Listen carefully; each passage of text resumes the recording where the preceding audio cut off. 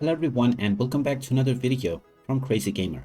In this video, I'm going to show you how to change the language within the League of Legends game. So let's get started right away. First of all, when you open up the League of Legends game, you will be taken into the main homepage, within which you will see various different game modes. Now, if you click on the settings icon at the top right corner and check within, you will not find any language options, which means that you will need to change your language from the Riot Games client application. So just open up the Riot client application on your device, and once you open it up, you will be taken into the home page. From here, click on your account icon at the top right corner and then click on settings.